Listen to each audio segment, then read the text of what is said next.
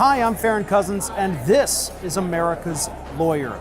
I am at the Mass Torts Made Perfect biannual legal conference, so we're going to be running through some of the interviews that I have conducted at this conference on a range of issues that are very important for you, the consumer.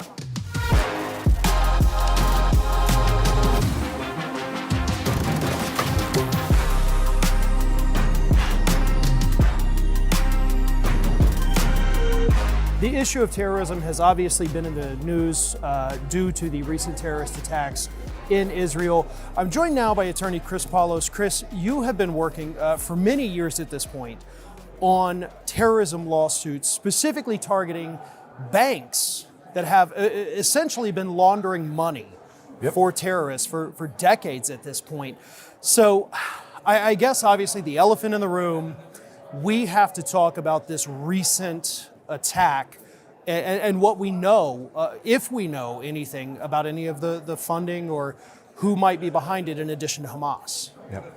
Well, I mean, Hamas obviously is a long-time terrorist organization, quasi-political organization in the Middle East, and we do know who finances Hamas and what one of their primary sources of funding is, and that is the country, the Islamic Republic of Iran, and they have been a long-time backer of that group as well as others, and it is part of their constitutional creation of the country, that particular version of Iran, to wage jihad against Israel and Western targets, essentially. And so Hamas is one of the arms that they use to do that. And so with Iran, they have been linked, to attacks, the funding coming from the country. So is it the government of Iran where this is coming from, or are they turning a blind eye to it? How does the funding mechanism work in those instances? So it's absolutely the government of Iran. They use proxy organizations like Hezbollah, Hamas, Al Qaeda, and those that they have some closer operational relationships with, such as Hezbollah and Hamas, or those that they basically provide safe haven funding weapons to and let run amok throughout the Middle East or elsewhere, and strike secret deals like they did with Al Qaeda, where they would give Al Qaeda safe haven in Iran, allow them to use their financial infrastructure to fund their operations throughout the globe, but didn't really have an obvious connection to that group because of the Shia-Sunni divide that exists. But that's how Iran is operating. Their external, essentially military, paramilitary operations are all conducted by foreign terrorist organizations that they've supported with large amounts of money, weapons, training, you name it. Hamas being, one of the primary groups that they support. And so obviously this is it's a very hot button issue whenever you're talking about Israel and Palestine, and you do have issues with what Israel has done in Palestine, but right now this is almost, it's related, but it's not quite related, right? Because we're dealing with a terrorist attack, a horrific terrorist attack. I mean, you can't look at the footage, you cannot look at the things that have happened and justify it. You cannot. I mean, I know I've seen people on social media that have attempted to, but you cannot. This is not government versus government. This is an extremist group funded by an outside country that has a vested interest in this happening. So people have to understand this different dichotomy that we are dealing with here. And another part of that dichotomy, which you and I have talked about in the past, but we got to talk about it, is the banks. We have seen these banks. They've even told the Justice Department, we did it. And Justice Department says, that's so mean of you. Pay us some money and we're done. So tell us the role that the banks play. How do they fit into the scheme? Yeah, well, there's many instances of which the leaders of these terrorist organizations and officials within Iran or other states sponsored terror, where they will flatly say that money is the lifeblood of terrorism, that without money there can be no jihad, and there needs to be a process established for terrorist organizations to receive funding, distribute funding, and financial infrastructure. And banks are what that is. So without the assistance of those types of financial services and that type of infrastructure, terrorist organizations cannot exist. They cannot operate. They cannot pay folks to participate. They cannot pay bounties. They can't buy weapons. They can't do what is necessary logistically for them to be able to operate around the globe or in particular areas. So with banks, unfortunately, there are banks that are willing to turn a blind eye, not do what's required of them in terms of knowing their customers. And in some instances, and in a lot of the lawsuits that I handle, the banks took affirmative steps to hide transactions or to set up special departments or processes for what they call high-risk customers, which is a nice way of saying our terrorist customers. So these groups absolutely need banking infrastructure in order to operate. Iran needs to be able to get U.S. dollar currency or that type of money, because that's essentially the most accepted currency around the globe, and they need to be able to fund these organizations in a way that's gives them plausible deniability. And we know that banks around the globe, and some with that are very well known, have facilitated that. They do that through basically assisting their high-risk clients in hiding transactions or moving money through the global economic system to places where that money can then either be used for terrorism, crime, or other types of activities that support these groups. So we're talking about the banks doing more than just turning a blind eye, right?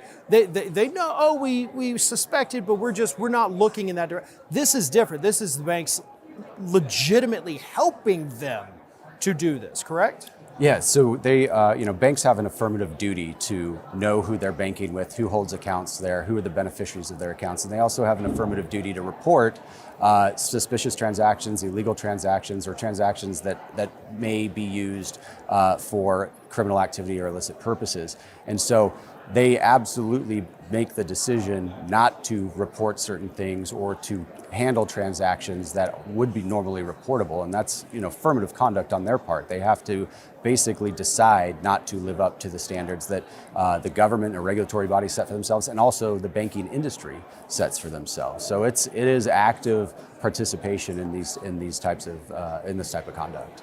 So I mentioned briefly earlier when the U.S. Justice Department, they caught the banks doing this. Which bank was that? Because what was it, a $2 billion fine they paid, I think? Yeah, there's been a whole bunch of banks, but the ones that were probably most widely reported would be HSBC, Credit Suisse, Deutsche Bank. These are banks that are frequently getting fined or slapped with a consent order for doing something illegal or facilitating money laundering, or even screwing over their customers in some respects. Yeah. So so nobody in this banking system that is a global financial market, none of them have gone to jail for this ever. No. And so it's part of the cost of doing business, because these banks get money off of these transactions, they put it in their pockets, and then finally when they get busted, okay, well, we were going to sanction you with this fine.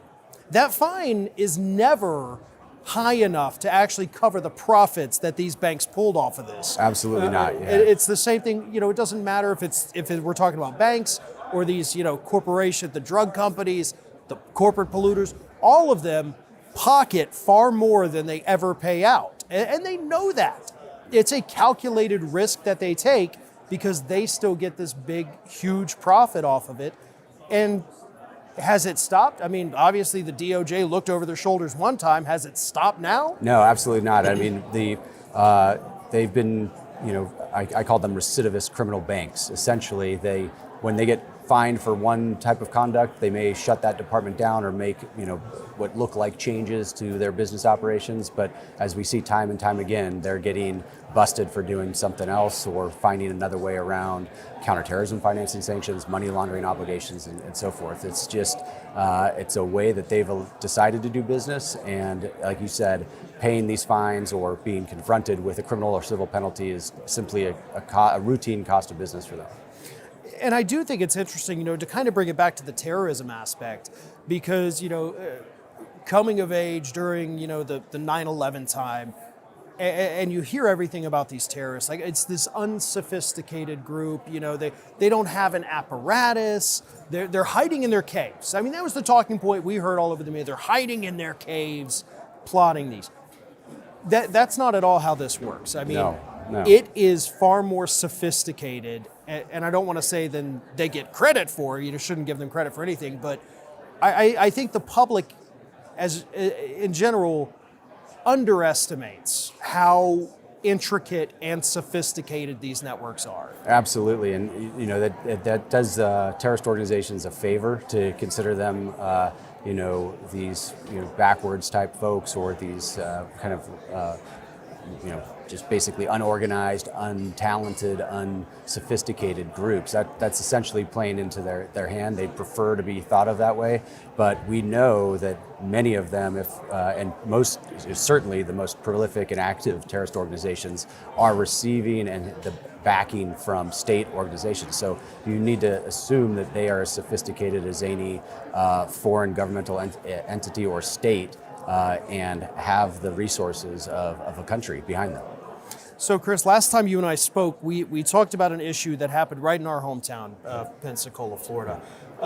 So just to kind of recap that, we had a Saudi Arabian, or Saudi national, I guess, who was over here as part of a training. We have this agreement with the Saudi Arabian government. They come here, they do their training, and he comes on our military base one day and he starts opening fire. So where are we? And regular viewers here, if you don't remember, go back, look at the interview that I did with Chris Paulos here.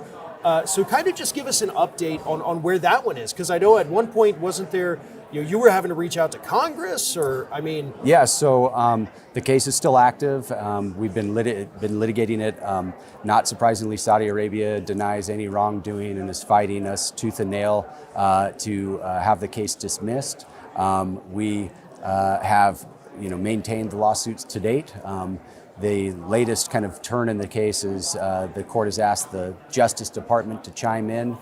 They elected not to file a statement of interest because, and rightfully so, I don't think it is something that should be dealt with by the executive branch or Congress. It's got to be held, these folks got to be held accountable in a court of law, and it needs to be in the judicial branch, and I think that's the best method for seeking redress for these clients. But when the attack first happened, there was a lot of press about how sorry Saudi Arabia was, how they were going to take care of these families, and a lot of lip service that was done. And I think that probably contributed to this kind of falling out of the news cycle. What you hear a lot about is, obviously Khashoggi, Jamal Khashoggi, rightfully so. It's Saudi Arabia's sport washing. But people seem to have forgotten what happened just a few years ago in Pensacola at the hands of an officer in the Royal Saudi Air Force, and the deaths and destruction that he caused while here in the uniform of that military. And what we know and what we've learned through the case is that he was a member of Al-Qaeda before he ever joined the Saudi military, which obviously should have been flagged by the Saudi military when he signed up. He was nominated to come to the United States, which was a very rare thing to happen. Very few pilots get nominated to come, and he was active on Twitter and on social media with his extremist views, but still received that nomination. And we believe that he was supported by other Saudis, officials and other folks in the Saudi government throughout that time period and leading up to the attack that he committed on U.S. soil. Unbelievable. Chris, what you're doing is so much, I think, no offense, I love all the lawyers at the firm. I think it's so much more intense. It's so much more difficult. You've really been given such a hard task with this, but so far you're doing an amazing job with it, and I appreciate what you do. I appreciate on behalf of Pensacola what you're doing, and of course, across the globe, what you are doing is just absolutely so helpful. So thank you so much for sitting and talking with us today. I appreciate it. Thank you, Farron. A lot of products on the market that we have talked about on this program over the years have been known to cause cancers and all sorts of issues, endocrine problems, reproductive issues. But one thing you wouldn't typically expect that might cause cancer would be a hair relaxer. But that is what we're seeing. I've got attorney Chelsea Green with me here. Chelsea, this is an absolutely just kind of mind-blowing case, really, because what's happening is correct me if I'm wrong, but we've got these hair relaxers Right. that are now being linked to cancer in women. Correct. So think of a beauty product, a product that you're applying to essentially help professionally, help you just to feel better about yourself. You're applying to yourself in order to gain confidence. And ultimately, that product is causing you extreme harm. Ovarian cancer, uterine cancer, in some cases, endometrial cancer. And this is, a hair relaxer. It's got chemicals in it, things that giant names I can't even begin to try to pronounce Exactly. here. And so what's happening, I guess, you put it on your scalp, and so the chemicals just seep into the skin. Yes, a lot of people are unaware that what actually comes in the hair relaxer box, it's multiple products. So it's not one product that has this one set of chemicals that you're applying to your hair. So the box comes with the base, and that's the cream or the lotion that's typically put on the hair. But in order to use the base, you have to put in the activator. And the activator has its own set of chemicals that you've now added to the base. And now you're applying all of this to the most absorbent feature of skin that we have on our body, and that's our scalp. The hair relaxer manufacturers try to tell us, protect your scalp. Don't put the product on your scalp. Apply petroleum jelly or some type of protected layer on your scalp before you apply the hair relaxer. But we know that these harsh chemicals are seeping through any layer of protection that we could potentially provide. So they're telling you, or allegedly they're telling you, protect your scalp. So obviously, if they're telling you to protect it, they've got to know Exactly. that there's some kind of danger here. Exactly. And ultimately, I believe that the hair relaxer manufacturers wanted to warn against the burns or lesions that the product causes. So they tried to say that's what the scalp protectors were for. But we know when you mix that combination of chemicals to your scalp, ultimately the end product cannot be healthy for the consumers. And so obviously, this is a relatively new case. Yes. But from what I've seen, there's close to 300 so far, absolutely documented cases, people involved in, or I guess plaintiffs at this point, 300. And that is expected to grow. Am I correct? Actually, that number has recently just went up.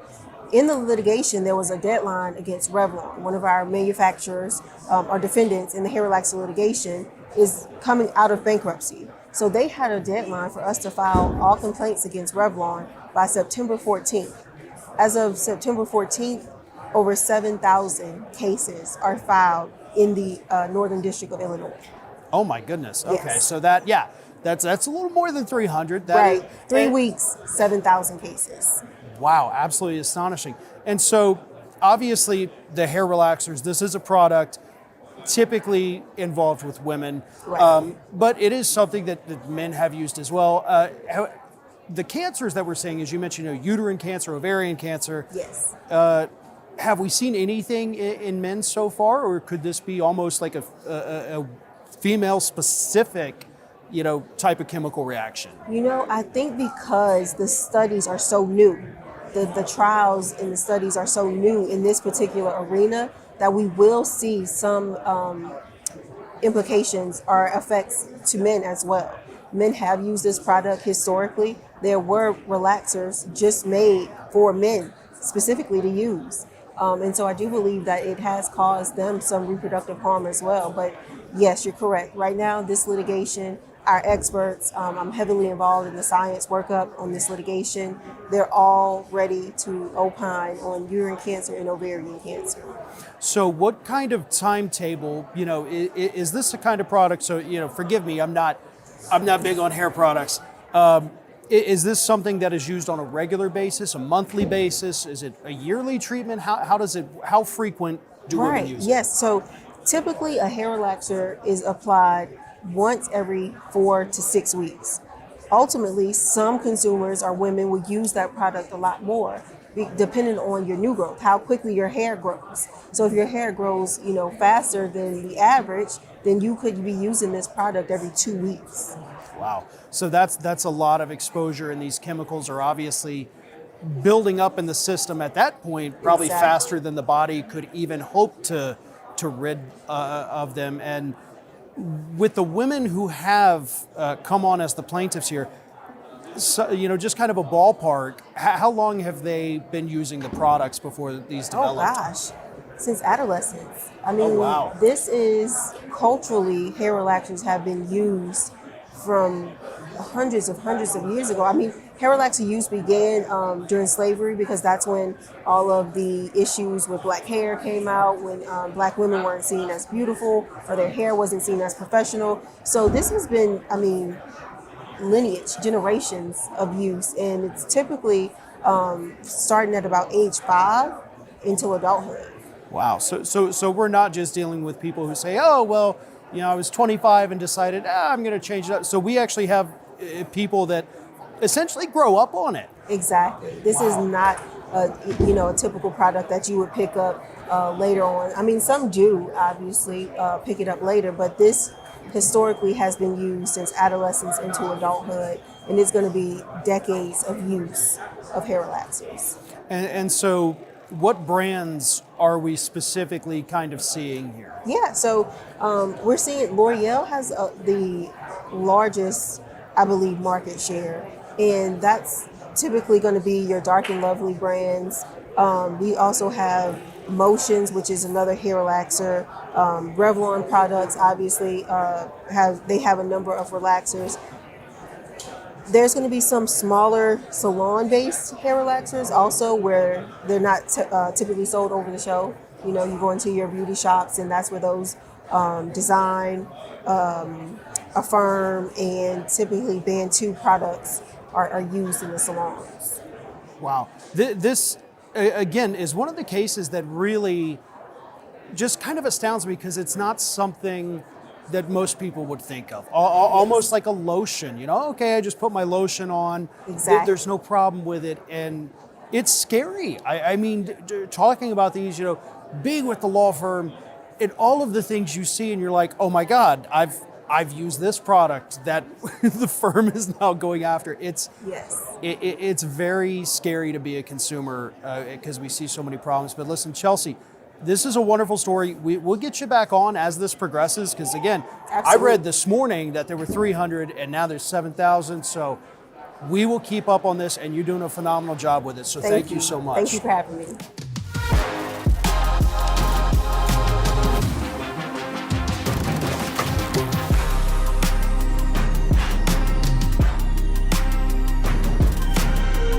Surgical mesh products have been causing problems in patients for years, depending on the brand and the type of mesh used, but now new complaints are emerging about a surgical mesh that was initially viewed as a safer alternative to artificial material.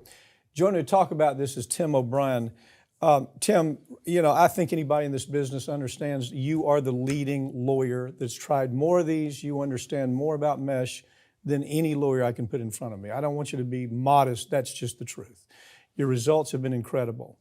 And your results really have been centered around artificial mesh, and you've gotten incredible mesh. This is a different deal, though, isn't it? This is brand new for you to take a look at and for you to say, how do I go to trial with this case? Right. This deals with a biologic mesh made by Integra.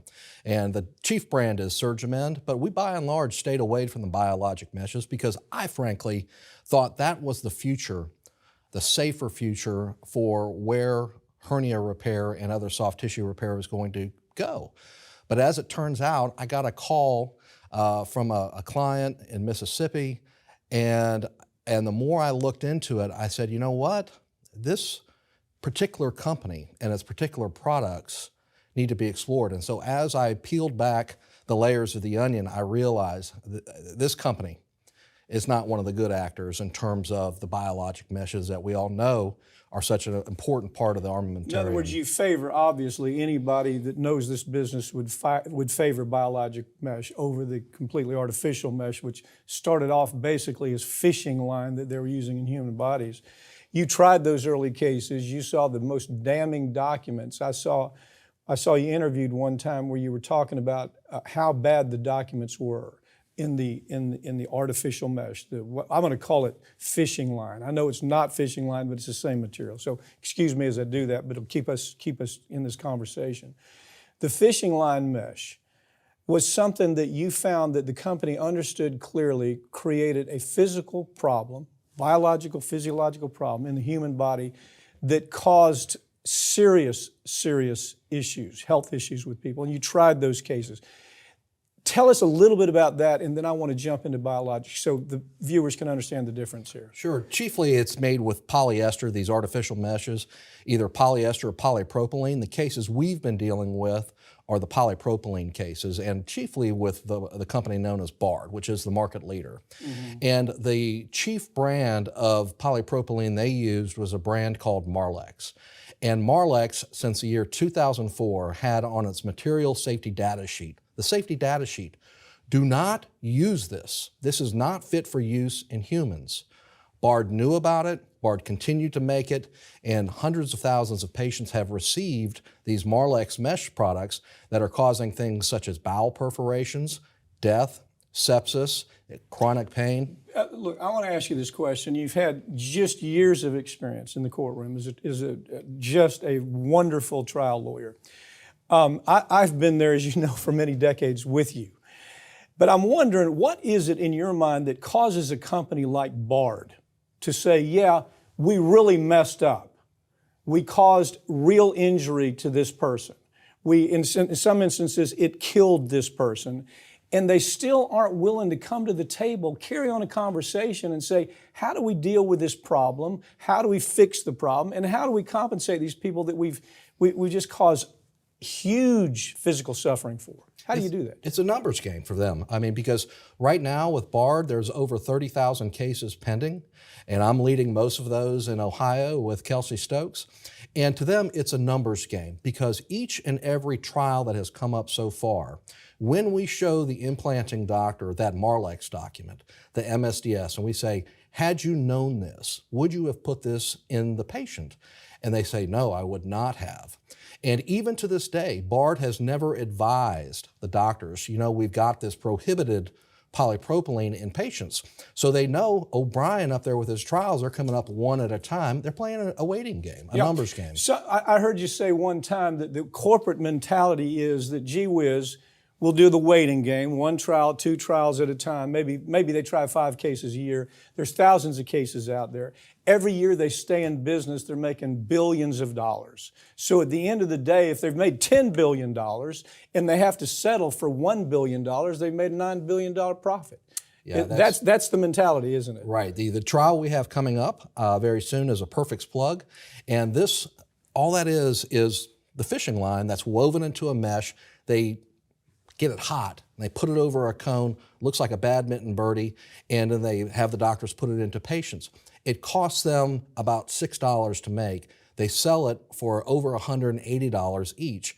The gross margin is 89%. Their vice president of sales said, we are the cash machine. We are a cash machine. Did they use those words, cash machine? That was from the vice president of sales, yes. And when I took his deposition, he said, we have very high profitability, and we, being the company that makes these meshes, Davol, the subsidiary, we are the cash machine fueling the rest of Bard. That's why they don't take these things off the market. You and I have talked time and time again. We see this conduct by corporate America. It's sometimes akin to just manslaughter. I mean, there's no other ways you can describe it. When people die with various products, people die. The company knew the chances of that person dying, projecting that that person would die somewhere down the line, are horrendous. The numbers are horrendous. Department of Justice doesn't do a thing about it. We have actually packaged up information about the most awful cases I can describe, all the way back to Factor 8, which was a product that killed hemophiliacs. And the product was contaminated with HIV virus, and they took it off the market here and then sold it all over the world and killed thousands of people all over the world with AIDS. We packaged that up. We gave it to the Department of Justice. They did nothing about it. You see the same thing happening here, don't you? I do see the same thing happening here because what the DOJ says is, you know, that's an FDA problem. And the problem is the FDA doesn't have any prosecutorial arm like the DOJ does. FDA is an administrative body. It's a regulatory body. It can't prosecute and put people away. So the FDA, underfunded, under-resourced, undermanned, is left to regulate all of these thousands of tens of thousands of hernia mesh products and other implants, and really not have the people to do it. So what does that tell us? It tells us they are not looking to make work for themselves, and it takes something outlandish like the Integra SurgiMend situation for the FDA even to come to your door and says, maybe we better take a look around. Okay, so as you go forward with the mesh case, the artificial mesh case, you'll be feeding that, government knows about it, you'll be giving them that information. Here's the problem. The folks that are passing on the case with DOJ or the FDA, wherever it is, that governmental entity, they end up going to work for corporate America. They go to work for these companies. Isn't that kind of part of the plan? Isn't that part of the problem? You can't really trust the people overseeing this, because tomorrow they're going to be making $1 million a year working for the company. We have seen time and time again, specifically with the FDA, from the standpoint of the scientists.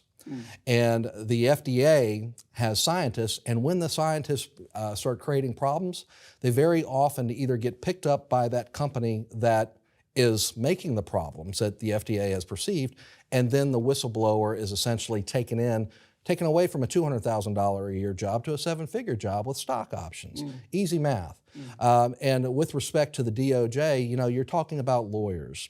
And with regard to my experience has been, there are not enough lawyers, careful lawyers at these companies to really prevent that. And look at how, this may just be more than a check.